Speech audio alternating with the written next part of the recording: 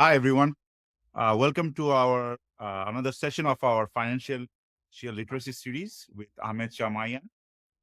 Today, we'll be talking about education saving programs. One of them is RESPs, and I think there's RESI, which Uh, I don't know what it is, but I think Myron will help us. no, And it was a spelling mistake. oh, It is IES, just it that. is RESP. Okay, okay. So I was like, okay, there's something new. No, So, but okay, that's oh, okay. okay, okay. Okay. That's okay. We'll All go. right, no problem. You learn something new every day. So Ahmed is a financial planner at NextGen Financial Planning Inc., a registered portfolio manager, and his company offers investment recommendations and financial and tax planning tailored for your needs. And he also runs Fire Financial Inc.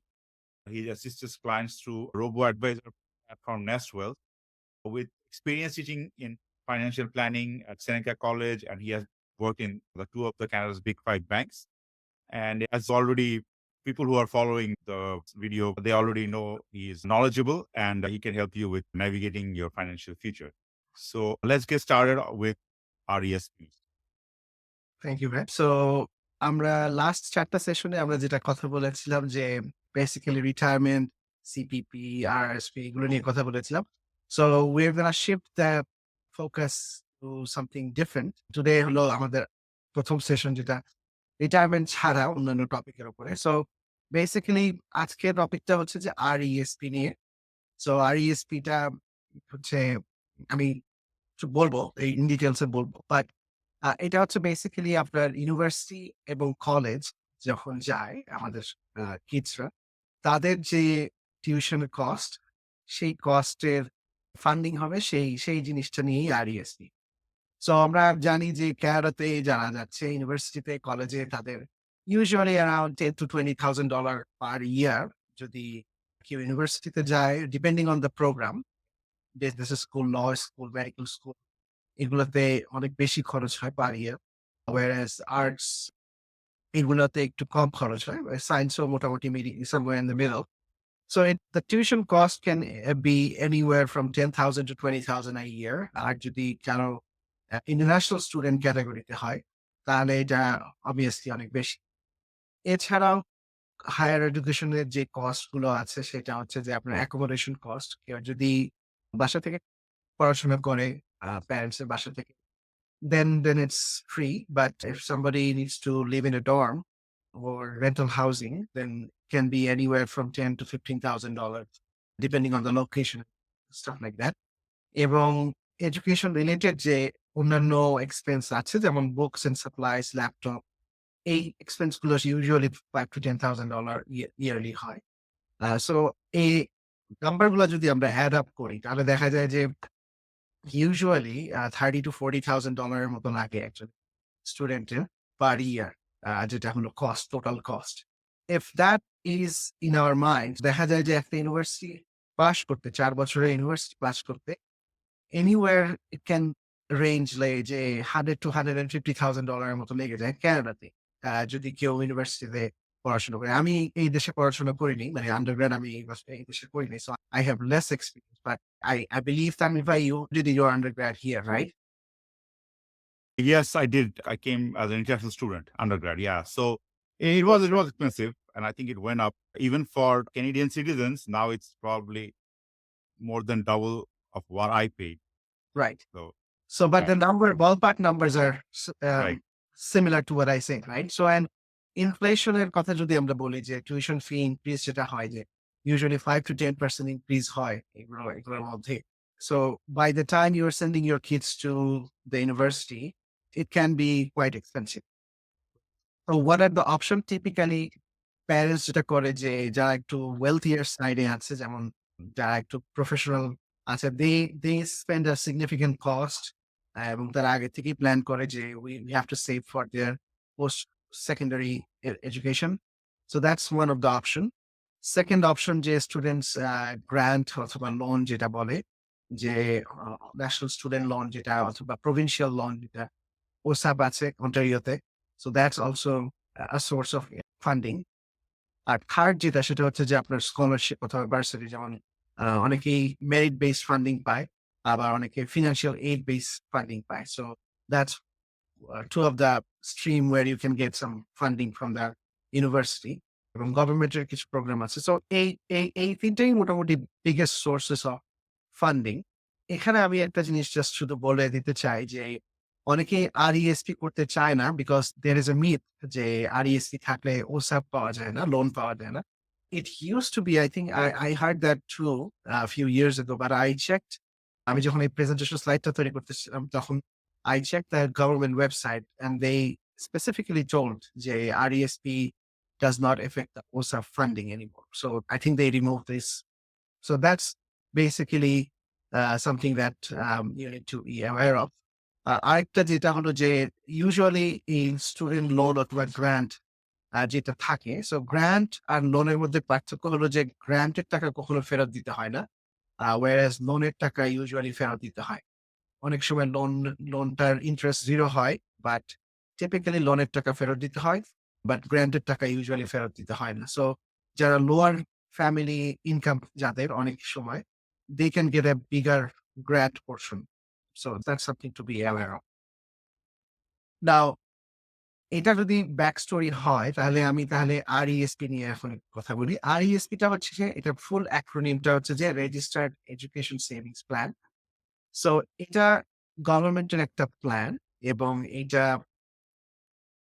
Specifically designed হলো যে post secondary education. So আমরা জানি যে এখানে কানাডার government high school পর্যন্ত সবকিছু free government cover করে। হেলথ এডুকেশন বোর্ড যেটা সেটা কভার করে unless they are going to the private school. But for post-secondary education, যেটা হলো কলেজ অথবা ইউনিভার্সিটি, এটার জন্য আপনাকে আউট অফ পকেট পে করতে হয় এবং আম এই এই টাকাটা জমানোটাই কাজ হলো RESP তে। সো এই টাকাটা আপনি RESP তে জমাবেন যখন আপনার এই ইউনিভার্সিটি বা কলেজে যাবেন। আ অনেকের মধ্যেই আমাদের ধারণা যে RESP শুধুমাত্র বাচ্চাদের জন্য। এটা কিন্তু শুধু বাচ্চাদের জন্য না। এটা আ কেউ অ্যাডাল্ট করলেও করতে পারে RESP। বাট ইউজুয়ালি অ্যাডাল্ট বয়সে গভর্নমেন্টের যে গ্রান্ট যেটা অ্যাকচুয়াল ইনসেনটিভ টা সেটা আর পাওয়া যায় না। So that's why most people don't open RESP when they are adult. আর আরেকটা বিষয় যেটা হলো যে RESP টা আপনি খুললেন, it can stay open for long enough. So age requirement হচ্ছে যে এটা 36 years of age পর্যন্ত আপনি এটা রাখতে পারেন। So it doesn't mean যে আপনি আন্ডারগ্রেড শেষ হয়ে গেল you have to collapse the RESP. আপনার যদি পরবর্তীতে প্ল্যান থাকে যে আপনি মাস্টার্স করবেন বা PhD করবেন, then you can also keep it open and have that fund there. But again, case by case এটা determine করতে হবে যে এটা মেক সেন্স করে কি করে না। সো RESP টা আমি একটু এক্সপ্লেইন করার আগে আমি কয়েকটা টার্মিনোলজি একটু কতগুলো শব্দ বা ওয়ার্ড আমি একটু এক্সপ্লেইন করতে চাচ্ছি। সো আপনি যখন RESP খুলতে যাবেন তখন দেখবেন যে একটা শব্দ আপনাকে বলবে সেটা হচ্ছে subscriber. Subscriber is someone who is opening the account. So subscriber typically 99% কেসেই দেখা যায় যে এটা মাদার হয়, মাদার অথবা ফাদার প্যারেন্টস হয়। It's because it's very simple এবং এটা যেহেতু প্যারেন্টের লিগ্যাল রাইটস থাকে বিভিন্ন গভর্নমেন্ট অ্যাপ্লিকেশনের জন্য। So that's why we typically have it under the mother's name. Mother'sটা কেন? Usually mother is the person who gets the child benefit এবং one of the form to open RESP is just who is the primary caregiver. So যেহেতু মারাই সাধারণত primary caregiver হয়, so that's why we tend to open the RESP account under the mother's name. আর এটা গেল subscriber. Subscriber can be grandparents অথবা uncle, aunt, they can also be a subscriber, but it can be a little bit extra paperwork. এই জন্যই সাধারণত কেউ করতে চায় না, but in some cases when it makes sense, grandparents can also be a subscriber. But usually most of the time parents রাই হচ্ছে subscribe. কন্ট্রিবিউশনটা কি? কন্ট্রিবিউশনটা হচ্ছে যে আপনি যেই টাকাটা RESP তে রাখতেছেন, that's your contribution. So এটা হলো আপনার আউট অফ পকেট যেই অ্যামাউন্টটা আপনি রাখছেন সেটা। এইটার জন্য আপনি কোনো ট্যাক্স ডিডাকশন পাবেন না RESP রাখার জন্য, যেটা ইউজুয়ালি দেখা যায় যে RRSP যেটা রেজিস্টার রিটায়ারমেন্ট সেভিংস অ্যাকাউন্ট আমরা যেটা সেকেন্ড এপিসোডে ডিসকাস করেছিলাম। ওইটাতে আপনি যদি রাখতেন তাহলে আপনি ডিডাকশন পেতেন। কিন্তু RESP তে রাখলে কোনো ডিডাকশন আপনি পাবেন না। মানে কন্ট্রিবিউশন করলে কোনো ডিডাকশন পাবেন না ইনকাম থেকে। থার্ড টার্ম যেটা সেটা হচ্ছে বেনিফিশিয়ারি। বেনিফিশিয়ারিটা হচ্ছে অ্যাকচুয়ালি যার জন্য টাকাটা আপনি জমাচ্ছেন। সো আপনার যদি কোনো মাল্টিপল কিড থাকে then multiple kid will be the beneficiary of the plan. So it's pretty standard. Education assistant payment EAP এটা একটু ইম্পোর্টেন্ট টার্ম। এই এই এই টার্মটা হচ্ছে যে আপনার গভর্নমেন্টের আপনাকে যেই টাকাটা দিচ্ছে, যেইটা আসলে আপনাকে ইনসেনটিভটা দিচ্ছে, that goes into the EAP. So that's the EAP. Plus আপনি যে ধরেন ১০ বছর ১৫ বছর ধরে যে ইনভেস্টমেন্ট করবেন RESP তে, ওইটার তো টাকাটা বাড়বে। আপনি ইনভেস্টমেন্ট করলেন হয়তোবা ৳১০,০০০ ওইটা আপনি কোন ইনভেস্টমেন্টে রাখলেন এবং ওটা দেখা গেল যে ১০ বছর পরে হইলো ৳১৫,০০০। এই যে ৳৫,০০০ যে গ্রোথ, এই টাকাটাও আপনার এটাকে যেটা ইনভেস্টমেন্ট গ্রোথ, এটাও হলো আপনার এই EAP এর মধ্যে যাবে। সো আপনার গভর্নমেন্ট যে ইনসেনটিভটা দিবে প্লাস আপনার যে ইনভেস্টমেন্ট গ্রোথ, এই টোটাল হচ্ছে আপনার EAP অথবা এডুকেশনাল অ্যাসিস্ট্যান্ট পেমেন্ট। আর প্রমোটার হলো যে যারা হলো ব্যাংক, যারা হলো অ্যাকচুয়ালি আপনার এই ব্যাংক অ্যাকাউন্টটা হোল্ড করবে। So that's pretty straightforward. এখন আসি যে এলিজিবল এক্সপেন্স কি? সো অনেকেরই মধ্যে মিসকনসেপশন আছে যে RESP মানেই হচ্ছে শুধুমাত্র টিউশন। মানে যারা মানে এডুকেশন যে কস্ট সেটাই হলো আমার এলিজিবল আসলে কিন্তু তা না। Tuition is just one part. Um anything related to আপনার post secondary education can be categorized as eligible expense. So কেমন? সেটা হচ্ছে যে স্কুল সাপ্লাইজ যে ল্যাপটপ কিনতে আপনি যদি যান আপনার বাচ্চার জন্য যে কিনা এখন যেমন ব্যাক টু স্কুলের এখন একটা প্রমোশনাল অফার চলছে। সো আপনি যদি ইউনিভার্সিটিতে যাওয়ার আগে বা কলেজে যাওয়ার আগে আপনি ল্যাপটপ কিনছেন that can be eligible expense as long as আপনি রিসিট রেখে দিচ্ছেন যে এটা আপনি এডুকেশন পারপাস বা আপনি কিনেছেন তাহলেই আপনি ওটা এলিজিবল এক্সপেন্স। বুকস, ট্যাবলেটস এগুলা সবই। আ অ্যাকোমোডেশন কস্ট আপনি যদি ডর্ম করেন, ডর্মে থাকেন, অন ক্যাম্পাস লিভিং এ থাকেন বা আ ই কোন রেন্ট দিচ্ছেন আপনি বাসা ইউনিভার্সিটির কাছে, then that's also eligible expense. Transportation fee যেটা আপনার বাস পাস বা এই টাইপের ফি। স্টুডেন্ট ফি যেমন আপনার জিম ফি যত কিছু আছে ক্যাম্পাস ফি, ক্যাম্পাস লাইফ এর জন্য। এই সবগুলোই আপনার এলিজিবল। আর টিউশন ফি তো অবশ্যই এটা তো must. So that's all of these are eligible expense. না এখন আসি যে RESP-র আ বেসিক ফিচার্সটা।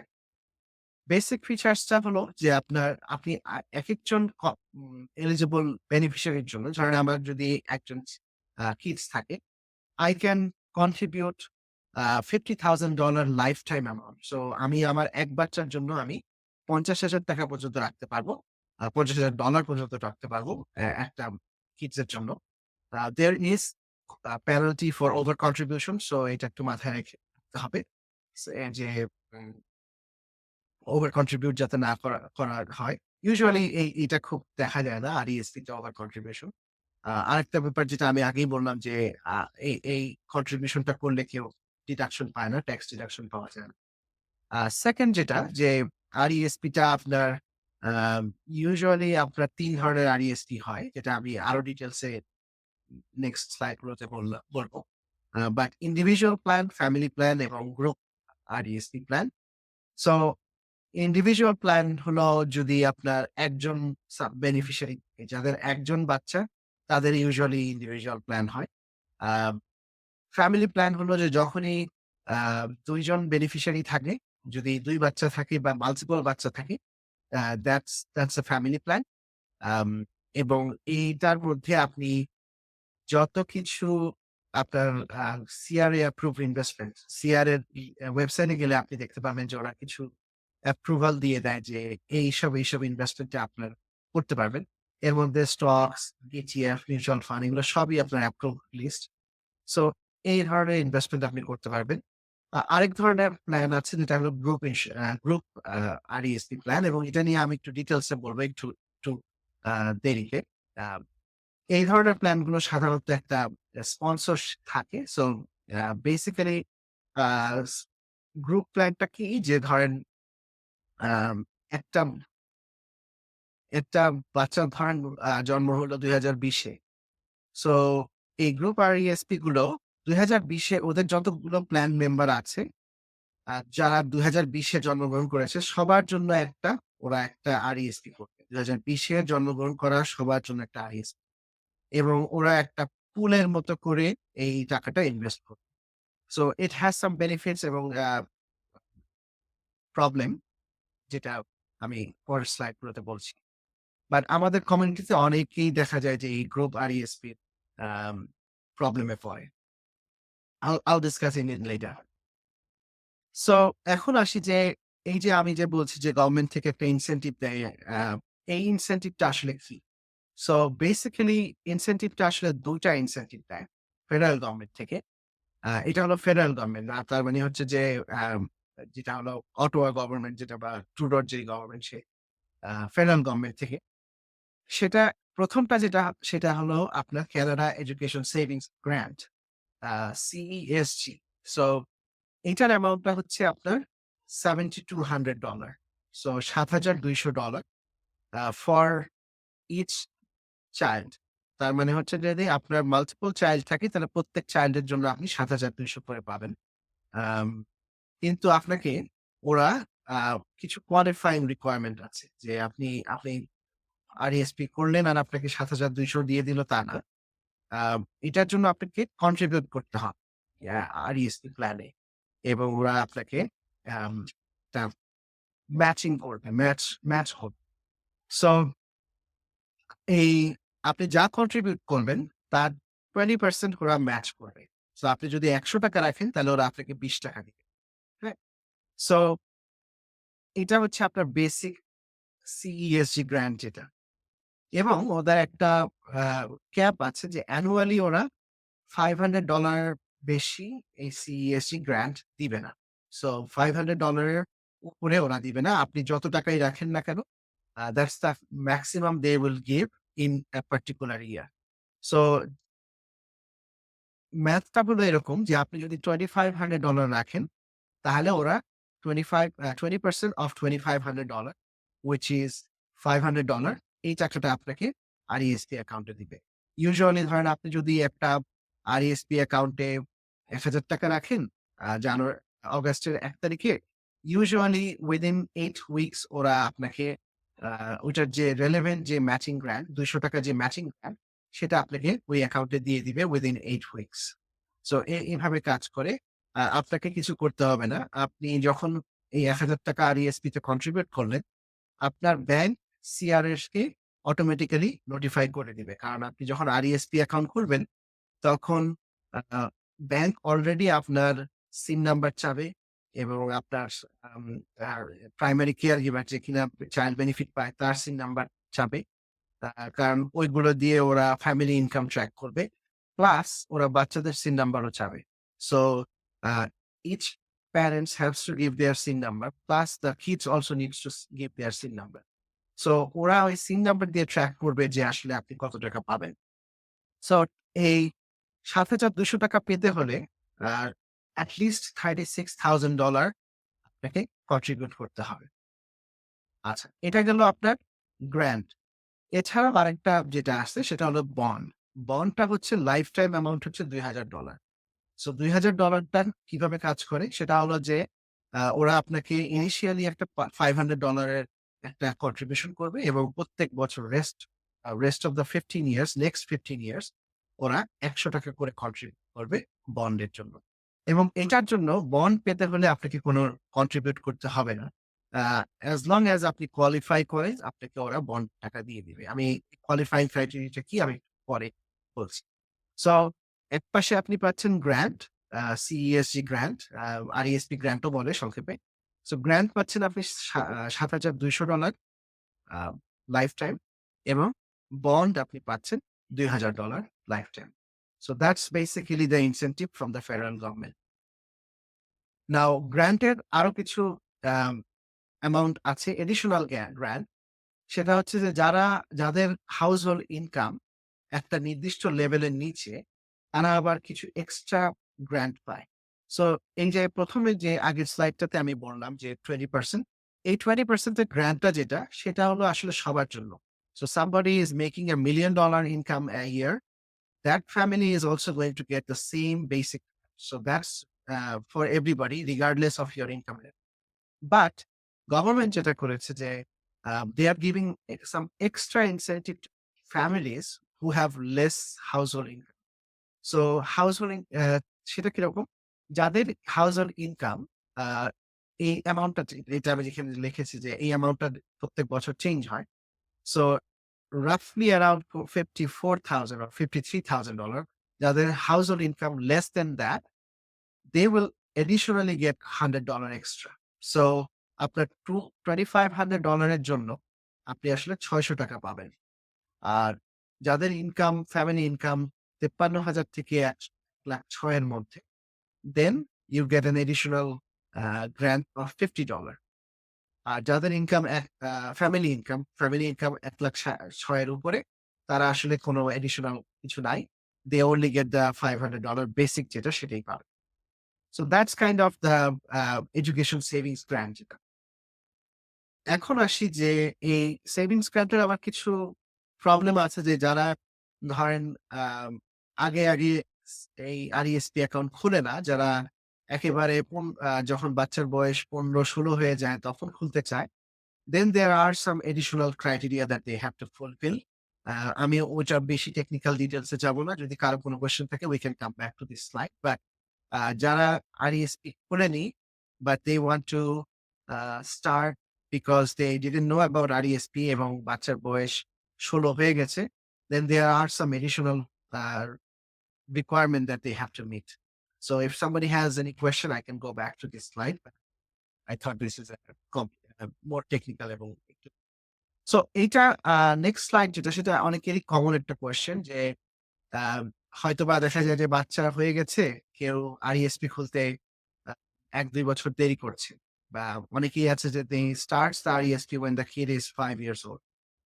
সো RESP এর যে কনসেপ্টটা যে ওরা আপনি এমন না যে আপনি খুললেন আপনাকে যে এই গ্র্যান্টের টাকা সব ব্যাক পেমেন্ট করে দিবে সবকিছু, এরকম না। ওরা আপনাকে ক্যাচ আপ করতে সুযোগ দিবে। কিন্তু ক্যাচ আপ করতে সুযোগ দিবে আপনাকে 1 ইয়ার এট a টাইম। তার মানে হচ্ছে যে আপনি আ ধরেন কারো বয়স যদি ৫ বছর হয়ে যায় কোনো বাচ্চার, তার মানে হলো যে আ ১ম ৪ বছর সে মিস করেছে। So he can only go back 1 year at a time.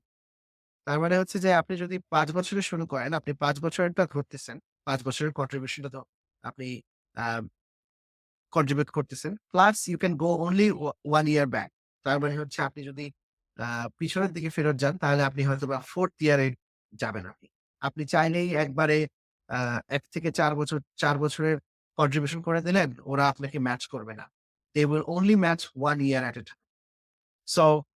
So এই ম্যাথটা যেভাবে কাজ করে যে আপনি আ যেহেতু আমরা হিসাব করে দেখলাম যে ২৫০০ করে রাখলে আপনাকে ওরা ৫০০ করে দিবে। সো আপনি ২৫০০ আপনি যেই বছরে স্টার্ট করবেন সেই বছরের জন্য ৳২৫০০ রাখলেন।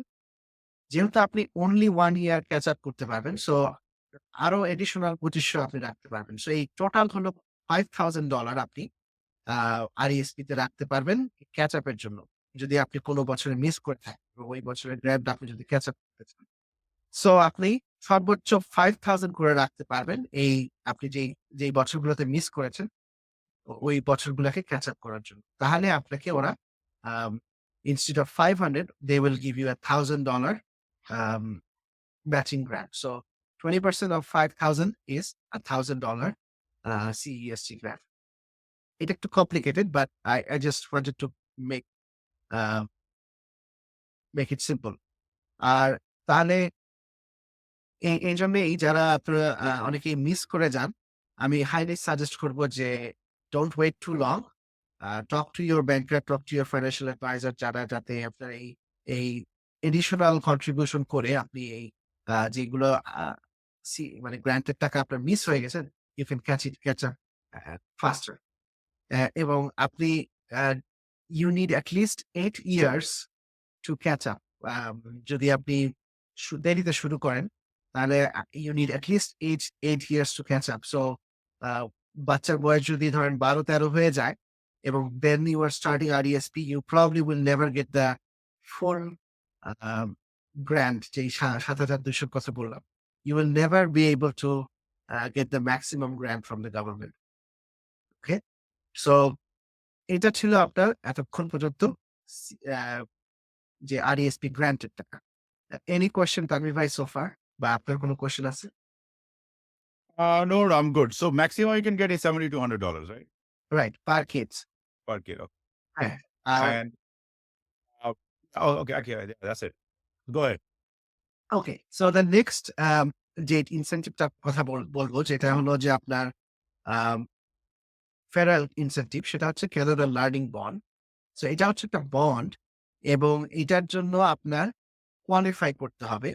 আম সিইএসটি গ্রান্ট যেটা এতক্ষণ বললাম সেটার জন্য আপনাকে কোনো কিছু আপনি শুধু কন্ট্রিবিউট করলেই হবে। whereas বন্ডটা আপনাকে কোনো কিছু কন্ট্রিবিউট করতে হবে না। আম এটার এলিজিবল হতে হলে আপনার বাচ্চার বয়স বাচ্চার জন্ম ২০০৪ এর পরে হতে হবে। মানে জানুয়ারি 1st 2004 এর পরে হতে হবে। obviously আপনাকে ক্যানাডিয়ান রেসিডেন্ট হতে হবে, ভ্যালিড সোশ্যাল ইন্স্যুরেন্স নাম্বার থাকতে হবে এবং আপনাকে লো ইনকাম থাকতে হবে। So that's the basic requirement to be eligible for the CLB bond, মানে এই লার্নিং বন্ডের যেটা। সো এই লো ইনকামের ডেফিনিশনটাও আবার প্রত্যেক বছর চেঞ্জ হয় এই ইনফ্লেশনের সাথে। সো 2024 এর যে লো ইনকাম ডেফিনিশন এই বন্ড পারপাসে সেটা হচ্ছে যে 1 to 3 চিলড্রেন যাদের ফ্যামিলি সাইজ ১ থেকে ৩ জন বাচ্চার মধ্যে their family income has to be less than $53,000. So then you can qualify for the bond. এবং যদি ৪ জন ফ্যামিলি মেম্বার হয় মানে ৪ টা বাচ্চা হয় তাহলে 60,000, 5 kids হলে 67,000. So somebody who some family who is making over 60, 70, 80,000, they will not qualify for that learning bond. So that's kind of the rule. So সবাই আসলে CESD যে বেসিক 20% গ্রান্ট ওইটা সবাই পায়। বাট এই বন্ডটা যেটা ৳২,০০০ বন্ড সেটা আসলে সবাই পায় না।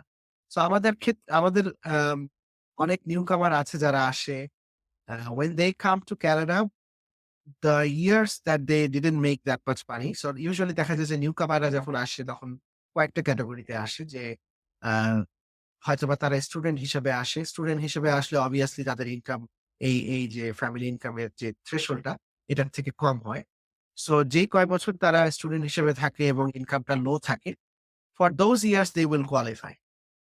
আম আমার একটা ক্লায়েন্ট আছে, একটা হাউসহোল্ডকে আমি হেল্প করি। তারা both of them are doctors. So when they first came in, the first few years they didn't have income. So তারা এই সিএলবি বন্ডের জন্য ওই কয়েকটা বছরে কোয়ালিফাই করেছে।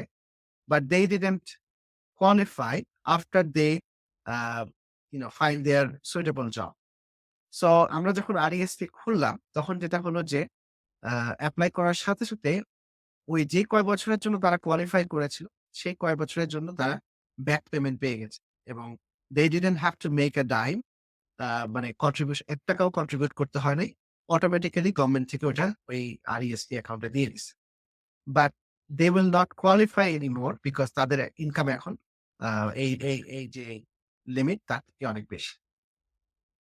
So that's one category. অনেক সময় অনেকেই আসে যে পিআর হিসেবে আসে but they need 1 or 2 year to find a suitable job. So ওই ২ বছরের জন্য হয়তোবা তাদের ইনকাম লো থাকে। So anytime your income drops below this, you will qualify for the Canada Learning Bond. আচ্ছা, এতক্ষণ আমি যে ২ টা বন্ড টপিক নিয়ে কথা বললাম সেটা হলো ফেডারেল লেভেলে। এছাড়াও প্রভিন্স থেকে কিছু আ ইনসেনটিভ আছে। সো ফার ক্যানাডাতে এখন পর্যন্ত ২ টা প্রভিন্স থেকে এই ইনসেনটিভটা দেওয়া হয়। ব্রিটিশ কলাম্বিয়া এবং কুবেক।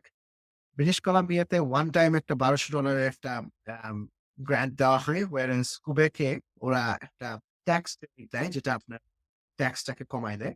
সাসকাচুয়ানে ৫-৬ বছর আগ পর্যন্ত একটা গ্রান্ট ছিল অ্যাডিশনাল 10%, বাট সাসকাচুয়ান গভর্নমেন্ট ওদের আসলে খুব ফাইন্যান্সিয়াল ট্রাবল এর জন্য ওরা এটা বন্ধ করে দিয়েছিল ৫-৬ বছর আগে। But these are the two provinces that gives you additional money. আচ্ছা, এখন আসি যে আপনি RESP খুললেন, RESP থেকে আপনাকে গ্রান্টের টাকা আপনি পেলেন, আপনি ইনভেস্ট করলেন। আ এখন ইউনিভার্সিটিতে যাবে বাচ্চা, then what should you do? So আপনি নেক্সট স্টেপ কি? সো obviously যখন আপনার বাচ্চা ইউনিভার্সিটিতে যাচ্ছে বা কলেজে যাচ্ছে, it has to be eligible institution. So আপনি সিআর এর ওয়েবসাইটে গেলে ওখানে আ একটা লিস্ট অফ এলিজিবল ইনস্টিটিউশন এর একটা লিস্ট আছে। ওখানে মোটামুটি কানাডাতে যতগুলা ইনস্টিটিউশন আছে পোস্ট সেকেন্ডারি মোটামুটি সবাই ওই লিস্টে আছে।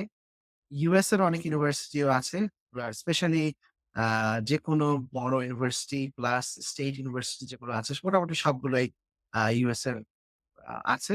বাট ইটস অলওয়েজ অ্যাডভাইজেবল যে আপনি যদি আউটসাইড অফ ক্যানাডাতে পড়াশোনা করতে চান যে as a student then it would be advisable to check that list because it's listটা প্রত্যেক বছরই বা I don't know how frequently they update, but I have seen university before that are not on the list anymore. Uh, so make sure যে এটা qualified institution. Second, যে আপনি আ ইউনিভার্সিটিতে পাঠালেন, আপনাকে যখন আপনি যাবেন ব্যাংকে, ব্যাংক তখন আপনার কাছে একটা প্রুফ অফ এনরোলমেন্ট চাবে যে আপনার বাচ্চা যে আসলে ইউনিভার্সিটিতে যাচ্ছে, আ এটার একটা প্রুফ অফ এনরোলমেন্ট চাবে। সো ইউনিভার্সিটির যে এম প্রত্যেকটা ইউনিভার্সিটিরই একটা স্টুডেন্ট পোর্টাল থাকে। ওখানে আপনার স্টুডেন্ট পোর্টালে গেলেই আপনি প্রুফ অফ এনরোলমেন্ট এর একটা পেজ পাবেন যেটা ডাউনলোড করে আপনাকে ব্যাংকে নিয়ে যেতে হবে। ব্যাংক ওই ডকুমেন্টটা ওদের ফাইলে রেখে দিবে এবং they might have to submit it to CRA for verification purpose যে আসলেও যে বাচ্চার যে ইউনিভার্সিটিতে যাচ্ছে they have to make sure that it's an eligible expense. এখন এটার পরে আপনি টাকাটা তুলতে পারবেন। So we will discuss about where to find fund by withdraw in a next slide.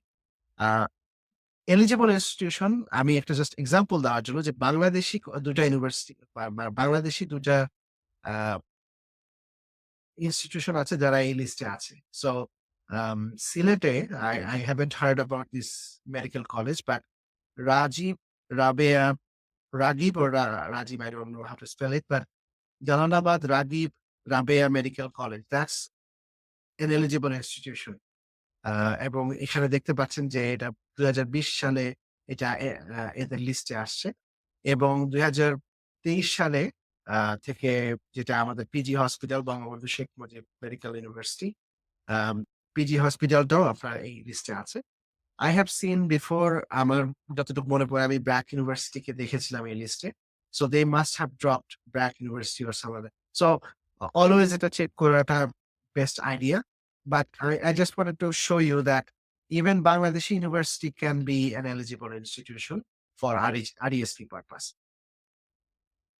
So এখন যেটা বললাম যে RESP অ্যাকাউন্টের মধ্যে আসলে কি আছে? যে আপনি RESP তে আপনি ইনভেস্ট করলেন। আ ধরেন আপনি ওভার দ্য ইয়ার্স ৳২৫০০ করে রেখে দিলেন। আ এবং RESP যখন আপনি স্টেটমেন্ট পাবেন তখন দেখবেন যে আসলে ওখানে ৩ টা ক্যাটেগরির টাকা।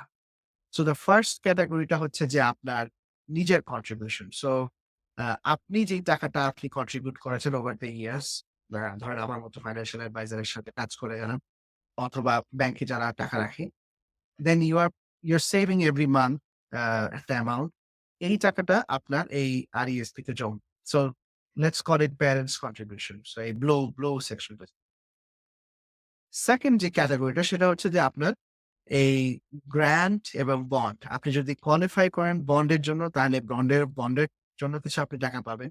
আর যদি বন্ডের জন্য কোয়ালিফাই না করেন তাহলে আপনার দেখা যাবে যে সম্পূর্ণটাই এই গ্র্যান্টের টাকা, CESG গ্র্যান্ট। এছাড়া প্রভিন্সিয়াল যদি থাকে সেটা আমি বললাম। প্রভিন্স সবাই তো আর BC তে থাকে না। সো এই গ্র্যান্টের টাকা এখানে।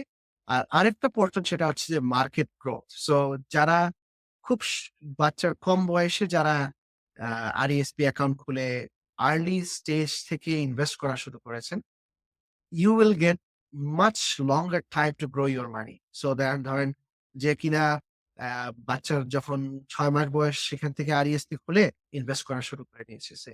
That person has like 18 years to grow that money. So obviously তার যে আরইএসপি ব্যালেন্সটা হবে আহ, তার অ্যামাউন্টটা সিগনিফিকেন্টলি বেশি হবে যে কিনা ধরেন 12 বছর বয়সে শুরু করেছে। বাচ্চার 12 বছর বয়সে RESP account, because literally he has 12 years less time to grow his money. So এই পোর্শনটাই যত আগে শুরু করবেন দেখা যাবে যে ইনভেস্টমেন্টের পোর্শনটা আপনার সবচেয়ে বড় আয় হবে।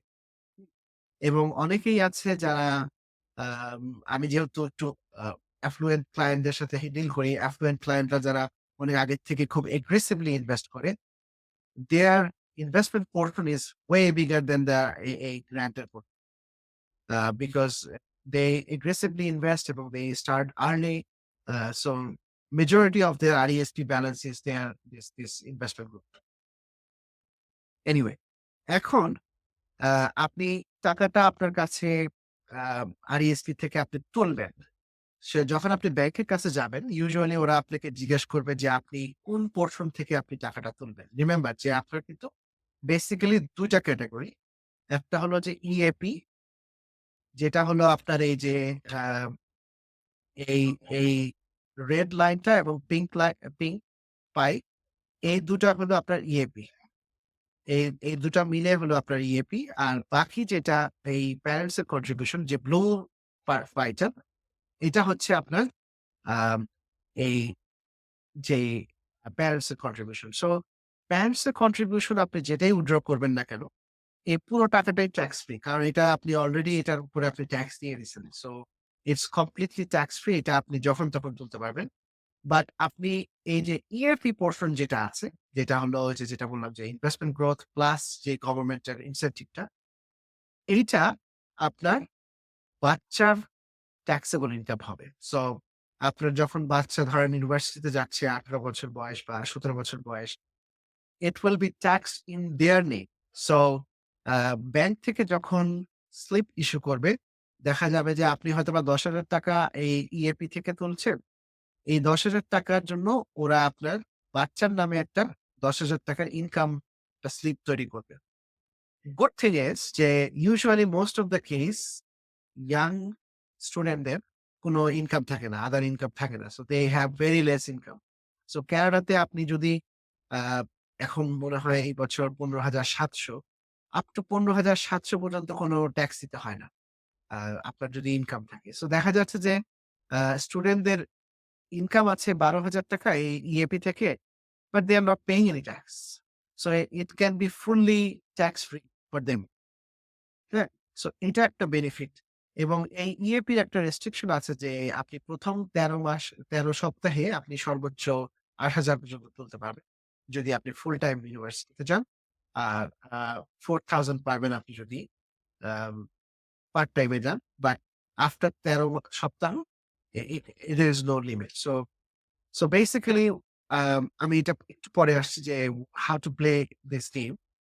বাট এটা এই ইএপির অ্যামাউন্টটা আপনার ফুললি ট্যাক্সেবল আপনার বাচ্চার নামে।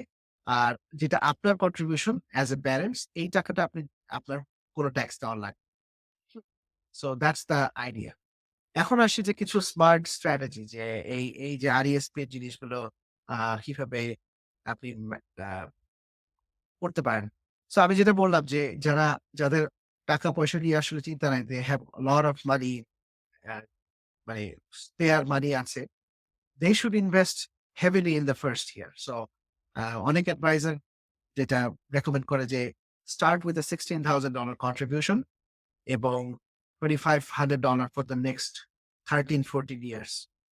তাহলে যেটা হয় যে you are starting with a much bigger amount এবং আপনি অনেক সময় পাবেন এই টাকাটা গ্রো করার জন্য। So your RESP might be couple of $100,000. আমি সর্বোচ্চ একটা RESP দেখেছিলাম আ almost $200,000 for one child, because that guy started very early, very aggressively এবং আম অনেক গ্রোথ সে পেয়েছিল। সেকেন্ড স্ট্র্যাটেজি হলো যে আপনার যে এই যে ইএপি টাকাটা আমি যেটা আগেই বললাম যে বাচ্চার যখন ইনকাম কম থাকবে তখন এই ইএপি থেকে সবকিছু উঠায় দিতে হবে। সো আম ইএপির যে টাকাটা আমরা যেরকম যখন প্ল্যানিং করি তখন we look at what's gonna আমরা দেখি যে বাচ্চার ইনকাম কিরকম হবে। যদি দেখি যে কোনো ইনকাম নাই তাহলে we we withdraw 15,000, around 15,000 উঠায় ফেলি। কারণ এই টাকাটা আমি ট্যাক্স ফ্রি ভাবে উইথড্র করতে পারছি। So we look at that এবং দেখা যায় যদি আমি আরো বেশি করে উইথড্র করতে পারি, সো ইএপি টা আমি যাতে উইথড্র করে ফেলতে পারি দ্রুত। এছাড়াও আমি চাইলে কিন্তু আরইএসপি থেকে আমার যে টিউশনের যে খরচ তার থেকেও আরো বেশি উইথড্র করতে পারি। এটা আমাদের অনেকেরই মধ্যে মিসকনসেপশন যে আমি হয়তোবা আরইএসপি থেকে ততটুকুই উইথড্র করতে পারবো যতটুকু আমার টিউশন অ্যামাউন্ট। না, আপনি চাইলে যেকোনো অ্যামাউন্টই উইথড্র করতে পারেন। গভর্নমেন্ট আপনাকে কোনো ক্যাপ দেয় নাই। So that's also um another strategy এবং অনেক সময় দেখা যায় যে যদি কারো আ বাচ্চার বয়স ১৮ হয়ে যায় যে যখন সে কিনা টিএফএস এ খোলার এলিজিবল হয়, তখন we might withdraw more money from RESP এবং এই টিএফএস তে আমরা তখন রাখি। কারণ টিএফএস তে আপনি যাই রাখবেন তাই ট্যাক্স ফ্রি। অন্য যদি সোর্স অফ ফান্ডিং না থাকে, then we can take more money out of the RESP. Obviously, we will look at everything in a এবং ইনকাম কত হবে এটা ভেবেচিন্তেই আমরা উইথড্রটা করি। But that's where you need a little bit of planning. এছাড়াও আপনার যেটা বললাম যে aggressive investment. সো যত বেশি সময় আপনার হাতে থাকবে, আপনি যখন মাত্র স্টার্ট করবেন, somebody who has younger kids and they are just starting out, aggressively invest for the first 10 years and then slowly reduce the risk as somebody is close to the university or college. So এইটা হলো একটা মোটামুটি general একটা idea. Plus অনেকেই মাসে contribute করে ৳২১০ করে হয়তোবা RESP তে রাখে। If they have the option to contribute lump sum earlier in the year, that's also a good idea যে আম ৳২১০ করে আপনি প্রত্যেক মাসে রাখছেন। But if you are able to contribute $2,500 at the beginning of the year, then আপনি পুরা ১ বছর সময় পাচ্ছেন এই টাকাটা গ্রো করার। So that's more beneficial for you to grow your money. So এখন আসি যে যেটা আমি বলছিলাম বিগিনিং এ যে ৩ ধরনের plan, individual plan, family plan এবং গ্রুপ প্ল্যান। সো গ্রুপ প্ল্যানটা হচ্ছে যে আমি যেটা বললাম যে আম এইটা আপনার অন্য ফ্যামিলির বাচ্চাদের সাথে আপনার একটা RESP প্ল্যান।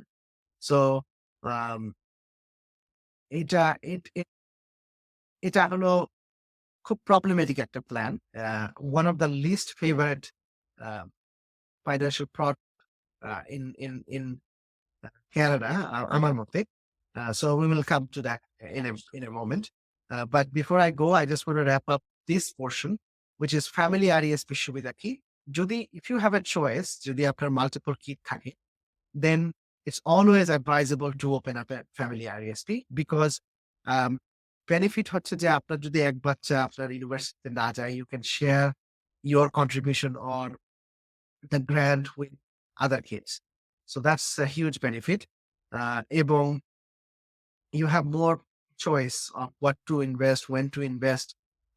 এবং আপনি চাইলে RESP অ্যাকাউন্ট মানে যে কন্ট্রিবিউশনটা স্টপ করতে পারেন। You can catch up later. So much more flexible. এবং আপনার ইনভেস্টমেন্ট আপনি চাইলে স্টকে ইনভেস্ট করতে পারেন, ETF এ ইনভেস্ট করতে পারেন, মিউচুয়াল ফান্ডে ইনভেস্ট করতে পারেন। You can do whatever you want. Um, এবং let's take a look at what happens to your RESP যদি আপনার ইউনিভার্সিটিতে না যায়। সো যেটা বলছিলাম যে শেয়ারিং এর ব্যাপারটা, যে কেউ যদি না যায় তাহলে আপনি আরেক আরেক আ বাচ্চাকে আপনি এটা ট্রান্সফার করতে পারবেন।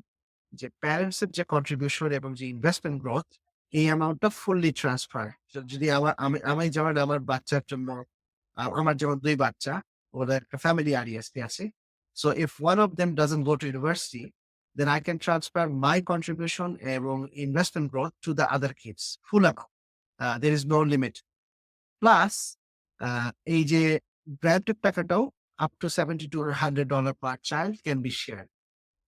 বাট ওই যে বন্ডের টাকাটা ফেরত দিতে হবে। বাট ইউজুয়ালি যাদের একটু হাই ইনকাম তারা আসলে বন্ডের জন্য কোয়ালিফাই করে না।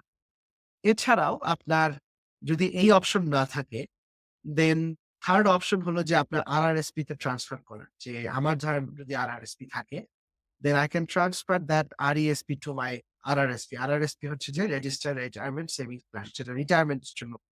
বাট ওটার কিছু এডিশনাল ক্রাইটেরিয়া আছে যে প্ল্যানটা ১০ বছর থাকতে হবে। সো ১ম অপশন হলো যে আপনার বাচ্চা যদি ইউনিভার্সিটিতে না যায়, আরেক বাচ্চার আ আরইএসপি আরেক বাচ্চার জন্য ট্রান্সফার করবেন। সেটাও যদি না হয় আপনি আরআরএসপি তে ট্রান্সফার করবেন। সেটাও যদি না হয় আ লাস্ট অপশন যেটা সেটা হচ্ছে যে আ আপনার কোনটাই হচ্ছে না। আরআরএসপি তেও ট্রান্সফার করতে পারছেন না। আপনার অন্য কোনো চাইল্ড ও নাই। দেন হোয়াট হ্যাপেন্স ইস আপনি যদি আরইএসপি টা ক্লোজ করে দেন তাহলে আ আপনার যে পোরশনটা আছে you get that back. There is no harm in it. আপনি যত টাকা রাখছিলেন তত টাকাই ফেরত পাবেন। আ সেটার জন্য কোনো ট্যাক্স বা পেনাল্টি কিছু নাই। গভর্নমেন্টের যে গ্রান্ট এবং বন্ডটা ছিল সেটা ওরা ফেরত নিয়ে নিবে। কারণ the argument is very simple. That money was supposed to be for education purpose. So কেউ যদি ইউনিভার্সিটিতে না যায় they are gonna just take back their portion. আর আরেকটা যেটা ছিল যে ইনভেস্টমেন্ট গ্রোথ। সো ওইটার কি হবে? যেটা আমি এত বছর ধরে গ্রো করলাম, what happens to that? That is fully taxable to you. So ওই টাকাটা আপনার ইনকামের সাথে রেগুলার ইনকামের সাথে যোগ হবে। Plus there is a 20% additional penalty. So ওইখানে আপনাকে একটু পেনাল্টি দিতে হবে। বাট আম আপনার বাচ্চা ইউনিভার্সিটিতে যায় নাই, আম you still get growth. So এটা আসলে কিছু করার নাই। that's how it is. এখন আসি যে danger of group R ESP এবং আমার হাতে ২ আমি একটু সময় নিয়ে আমি এই স্লাইডটা একটু এক্সপ্লেইন করব। কারণ আমার মনে হয় তানভীর ভাই had a question about group RESP. Somebody had a question. I remember somebody asked me a question. এবং এটা আমাদের কমিউনিটিতে খুবই প্রিভ্যালেন্ট এই গ্রুপ RESP টা। কারণটা হচ্ছে যে এটা আ খুব হাই কমিশন দেয় যে কিনা সেলস করছে এই জিনিসটা। এবং দেখা যায় যে অনেকেই ট্যাক্স ফাইলিং এর সময় দে ওপেন দিস আ মানে এটাকে বলে স্কলারশিপ RESP ও বলে। They use this fancy name to fool especially newcomer. So এই newcomer যারা আছে they are their target people. এবং এই RESP টা গ্রুপ RESP টা highly profitable. Whoever is selling, it's very highly profitable for them. Um, because that's how they're structured. এবং এই যেহেতু এটা খুব high sales fee upfront, that's why এই যে কোম্পানিগুলো আছে they have to charge much high fee uh, to compensate that sales commission. So just to give you an idea যে আপনি যদি ব্যাংকের সাথে যে RESP অ্যাকাউন্ট খোলেন, টিপিক্যালি আপনাকে হয়তোবা ওরা যখন আপনাকে মিউচুয়াল ফান্ডে দিবে, most people go with that option. Bank usually charge করে 2% এর মতো। So 2% is uh, that gives you access to the bank's advisor. আপনি যখন তখন ওই ব্যাংক অ্যাডভাইজারের সাথে যে কথা বলতে পারবেন আপনার অন্যান্য ফাইন্যান্সিয়াল ম্যাটার নিয়ে। আপনি অ্যাডভাইস যেতে পারেন। আ এই স্কলারশিপ ট্রাস্ট অথবা এই গ্রুপ RESP যে প্রোগ্রামগুলো আছে, their fees is around 3% annually. আ এটা একটা বড় প্রবলেম। আ যে আমি আমার যে যেই রোবো অ্যাডভাইজারি প্ল্যাটফর্মে আমি যে ক্লায়েন্টের সাথে কাজ করি, they pay me 1.5, so almost half of what these group RESP charges. আরো একটা প্রবলেম সেটা হচ্ছে যে এই গ্রুপ RESP গুলো খুব কনজারভেটিভলি ম্যানেজ করা হয়। এই RESP গুলোকে ওরা ডিজাইনই করে এমনভাবে যে আম যাতে গ্রোথ খুব কম হয়। So we get a lot of complain যে অনেকের সাথে যখন আমরা কথা বলি তখন বলে যে, "আমি ১০ বছর আগে RESP খুলেছিলাম গ্রুপ RESP আ এবং ১০ বছরে আমি কোন গ্রোথ দেখি নাই।" কারণটা খুব সিম্পল। কারণটা হচ্ছে যে এরা যে ধরনের ইনভেস্টমেন্ট গুলো করে খুব কনজারভেটিভ ইনভেস্টমেন্ট করে। ওই কনজারভেটিভ এনভায়রনমেন্ট এ আপনার ইনভেস্টমেন্ট গ্রো করার কথা না। They are not designed to grow because আপনি খুব কনজারভেটিভলি ইনভেস্ট করেছেন। That's another problem. আরো প্রবলেম সেটা হচ্ছে যে আপনার উইথড্র করতে গেলে আপনি যদি কোন কারণে আপনি ধরেন আ আপনার প্রবলেম হলো ফ্যামিলিতে, you are not able to contribute any money to RESP, আপনি স্টপ করতে চাচ্ছেন বা উইথড্র করতে চাচ্ছেন, there is very high penalty for doing those kind of things. এবং usually ওরা যেটা করে যে as soon as you change this, the salespeople who originally sold you the policy, they get notified এবং তারা এমনও আমি শুনেছি যে আহ, যে কিনা এই ধরনের অ্যাডভাইজাররা হসপিটালে পর্যন্ত চলে গেছে যে আহ, when the baby was born, they went to the hospital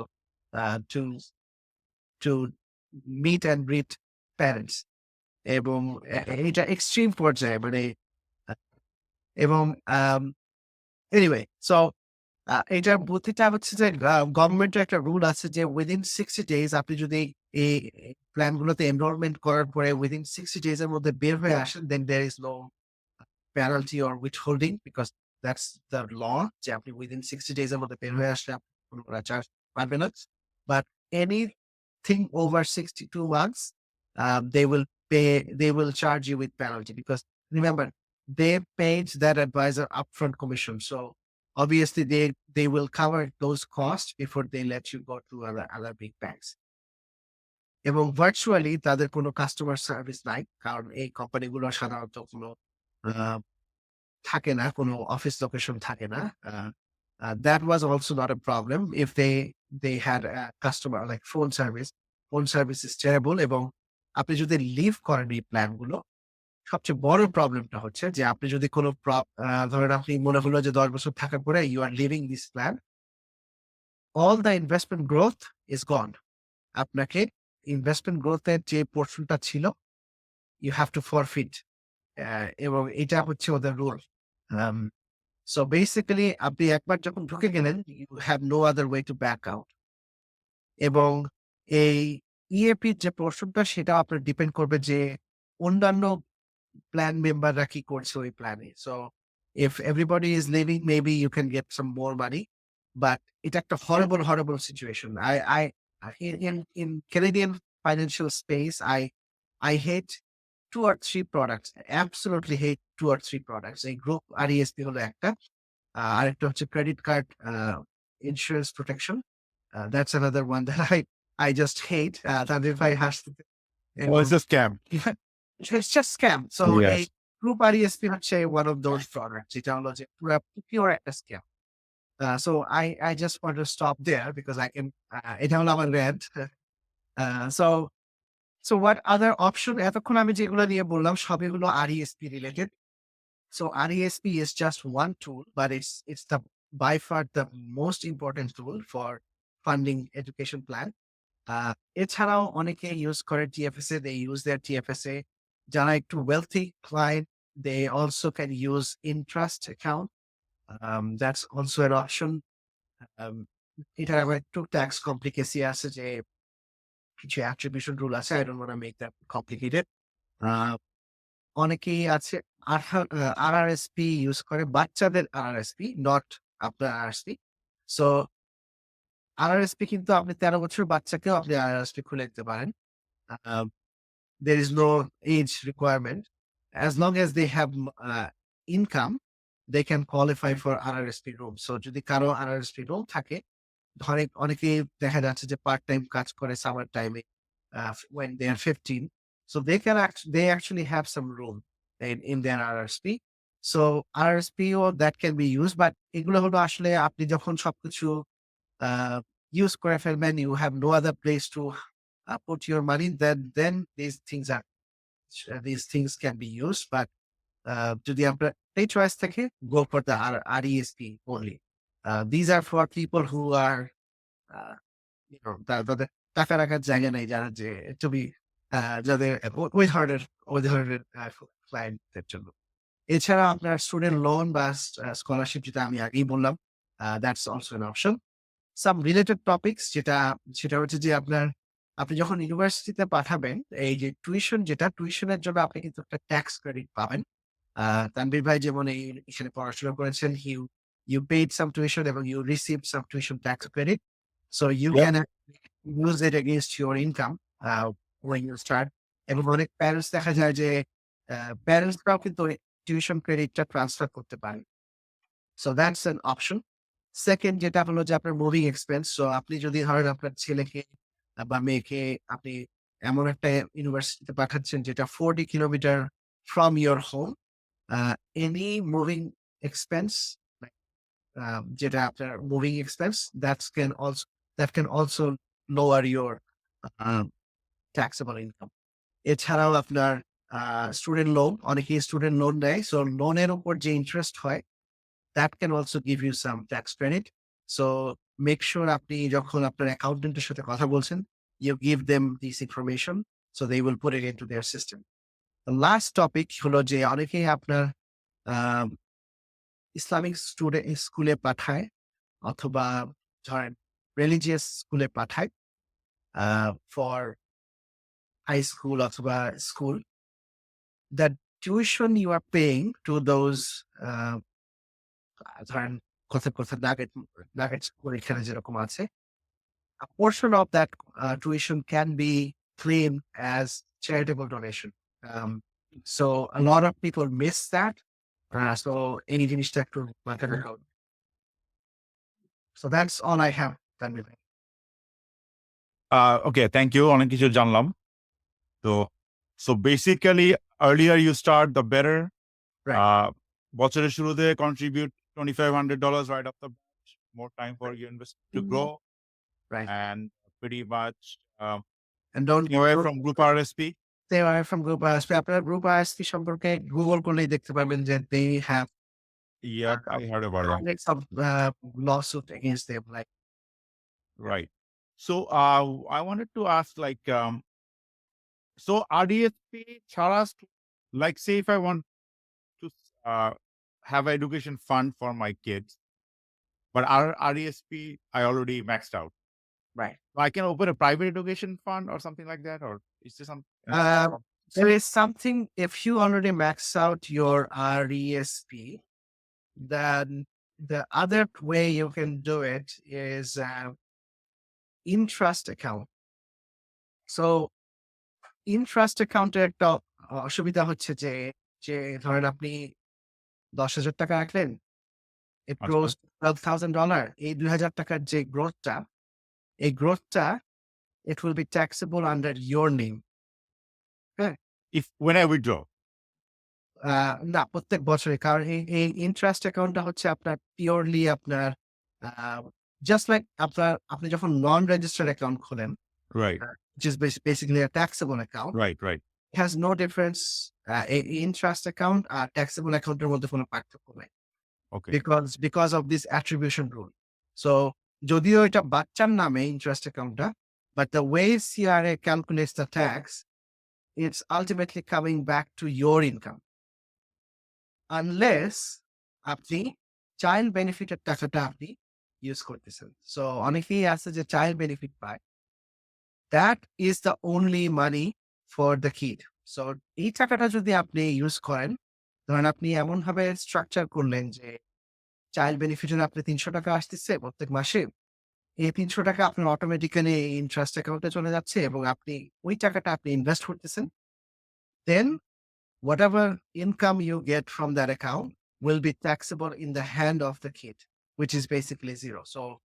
So that's where we can play a little bit of aid with the government. That's okay. total. So if I have room in my TFSA, I think first I should max out my TFSA, right? ওইগুলা তো অবশ্যই আপনার যদি TFS limit থাকে, RRSP hasn't maxed out, ওগুলো তো অবশ্যই থাকবে। ওগুলো করার পরে যদি আপনার আরো থাকে income, then this is an option. So these option, because এটার মধ্যে আবার প্রবলেম হলো যে এখন আবার গত বছর গভর্নমেন্ট ট্রাই করেছিল যে বেয়ার ট্রাস্টের, মানে এখন যেটা হচ্ছে যে গভর্নমেন্টের আসলে টাকা নাই, তো they are trying to catch money from wherever they can. So এখন এই রিপোর্টিং এর জন্য, সো এই ধরনের ইন্টারেস্ট অ্যাকাউন্ট বা যেটা ফর্মাল ট্রাস্ট বলে, এগুলোর আবার সমস্যা হলো যে to make a formal trust, you have to pay an upfront cost to the lawyer. It doesn't work out for a small balance. আপনার যদি multiple hundred thousands of dollars থাকে, then it makes sense. Okay. But for a smaller account, it doesn't make, মানে the extra layer of complexity doesn't worth the time.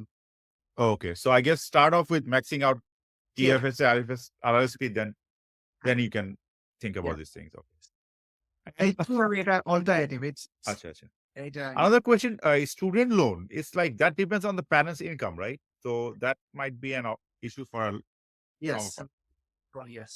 Student loan um আমার আসলে personal কোনো experience নেই। কারণ আমি I was fortunate to get merit-based scholarship. So I don't know too much about student loans মানে আমার যে পার্সোনাল এক্সপেরিয়েন্স নেই। But Right. অনেক সময় যেমন আমার একটা ক্লায়েন্টের what I heard যে তার provincial লোন যেটা ছিল, he has to make interest payment at prime. So almost 7% rate এ তার provincial লোনটা পে অফ করতে হয়েছিল। Whereas his federal loan, it is tax free. So federal লোনের উপর কোনো ট্যাক্স দিতে sorry interest free. So federal ট্যাক্সের উপরে ফেডারেল লোনের উপরে কোনো ইন্টারেস্ট দিতে হবে না। সো what we decided যে ওকে যেহেতু আমার এটা ফেরত দিতে হচ্ছে না, মানে কোনো ইন্টারেস্ট দিতে হচ্ছে না, তাহলে I will keep it as long as I want. Right. আমি আমি এটাকে সারা জীবনের জন্য রেখে দিতে চাই। কারণ আমাকে কোনো ইন্টারেস্ট দিতে হচ্ছে না। Whereas আমার provincial যে পোরশন লোনের সেটাতে আমাকে 7% রেটে দিতে হচ্ছে। So what we did was we paid off the provincial loan lump sum because আমাদের অন্য Right. ক্যাশ ছিল যে we paid off that lump sum. সুবিধাটা হচ্ছে যে আপনি get rid of debt at 7%, which is quite significant, right? But we kept the federal loan, which is basically 0 rate. Yeah, plus inflation এর জন্য তো real value of that loan is going Real up. value কমতেছে। যত Exactly. দিন তত actually you're paying Less. Exactly. So So that's kind of the things that okay. we should do. So I think I pretty much got the idea. So basically, yeah. So but যে হারে tuition fees বাড়তেছে, it's like it's gonna be interesting. My kids are ready for college. We have আমার অফিসে একজন client তার kids MIT তে গেল this last September. So our tuition cost is like 90,000 a year. Oh Uh, wow. So she couldn't qualify for federal aid or any aid because of our parents are wealthy enough যে তারা আসলে qualify করে না. So she couldn't qualify for any financial aid, nothing. So just 80,000, 90,000 USD per year for MIT undergrad. So Yeah. that's something to, Yeah. Mid-tier school USS is pretty expensive now. So very expensive. yeah. So interesting times. Okay. You are basically paying for your network. আপনি Right. যাদের ক্লাসে যাচ্ছেন, they will be the next CEO, right? Right. So alumni is very important, right? Alumni is very important. Yeah. আমি Dhaka varsity alumni হয়েই যত সুবিধা পাই, somebody who goes to Harvard or MIT, Right. they will get way more benefit. Our second now to the certificate value, MIT. Right. So that's a huge. So it's kind of an investment. Yeah. So anyways, I think we are good for what are we discussing next week? So next week আমরা যেটা করব TFSA tax free savings account আর যেটা নতুন একটা account গত বছর launch HS করলাম, something. FHS first FHS. home savings account. এই দুটা নিয়ে আমরা কথা বলবো.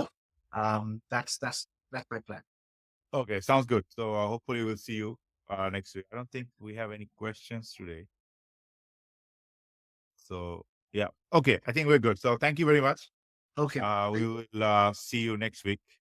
And it will be interesting to talk about. Yeah, I wanted to know about the housing, first-time home buyers saving it. I think that's something new. So Yes. we'll have A a good lot session. of misconception, a lot of confusion. Right. আমার financial প্ল্যানারদের মধ্যেও আসলে অনেক information ছিল না, কারণ government launch করার পরে আসলে 2 বার চেঞ্জ করেছে। Multiple time they change the forms এবং এটা আসলে কোনো দরকার ছিল না। এটা আসলে গভর্নমেন্টের একটা অনেকে বলে না যে স্টান্টবাজি Election এটা strategy. স্টান্টবাজি ছাড়া কিছুই না। যে Yeah. এক্সিস্টিং যে অ্যাকাউন্ট গুলো ছিল ওগুলোর মধ্যেই আসলে করা যেত। But they just wanted to create something. To talk about. Like basically they wanted to show that they're doing something. They're doing something. Exactly. Yeah. So it's just politics. Okay. All right. Sounds good. Okay. We'll Talk to you. talk to you. Okay. Bye. Bye.